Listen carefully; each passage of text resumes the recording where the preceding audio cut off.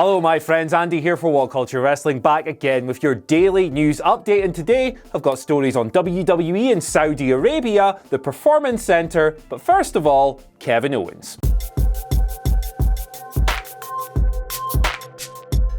So if you tuned into my very good friend, the great man Adam Wilborn's news update yesterday, you'll know that Kevin Owens has been suffering from a little bit of a knee problem. Word is that WWE ran the Bobby Lashley beatdown angle on this week's Raw as a means of writing him off television for a little while, and this week's Wrestling Observer newsletter reveals the full extent of his problems. Dave Meltzer writes that while WWE won't know exactly how badly injured KO is until they open his knee up and take a look, he is set for surgery and he will miss significant time. A minor procedure is absolutely necessary, and while WWE hope that that won't need to be followed by major surgery, that determination won't be made until next week. According to the write-up, Owens will miss 4 months in the event of just a minor procedure, but up to 8 if further surgery is required, and that will be very, very disappointing for fans of the charismatic star. That being said, Owens has reportedly been carrying this injury for a long time, so it's better he gets it cleared up now rather than later, but whatever the case, don't expect him to see on Raw for a long time. And now we move on to one of the comment section's favourite subjects, as the topic of WWE's business in Saudi Arabia once again becomes a hot button topic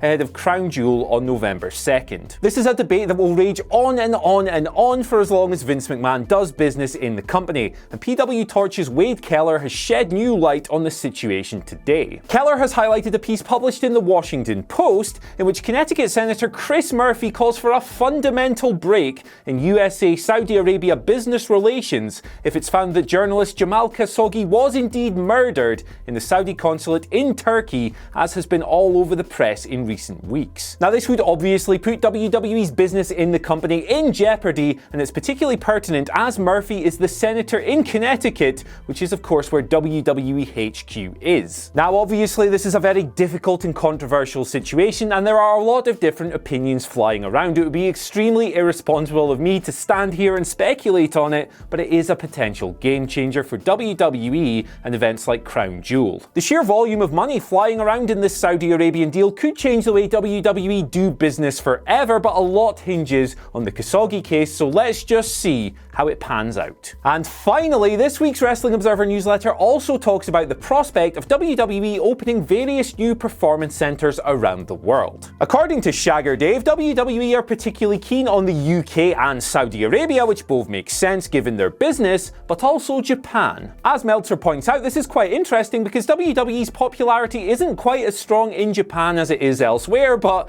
let's be honest, the company does produce some pretty awesome wrestlers, so of course they want a piece of the pie. I reckon there's also the chance that WWE may see this as an opportunity to put a dent in the success of New Japan Pro Wrestling, who aren't necessarily a business threat, but let's be honest, it's Vince McMahon. He doesn't like any kind of competition, so of course he might want to shake them up a little. And to wrap it all up, speaking of international expansion, there is talk in the Observer that WWE may announce a TV deal for their NXT UK brand as soon as today, but let's be honest, we've heard this dozens of times before, so, you know, pinch of salt. Anyway guys, that's all from me today. Be sure to let us know what you think of Kevin Owens' injury, WWE's business in Saudi Arabia, and the prospect of international performance centers down in the comments section below. And once you've done that, head on over to whatculture.com/WWE and check out all manner of great articles written by the likes of Benjamin Richardson, Michael Hamflett, Michael Sidgwick and Jamie Kennedy. You'll have a great time. I've been Andy, and I'll see you later.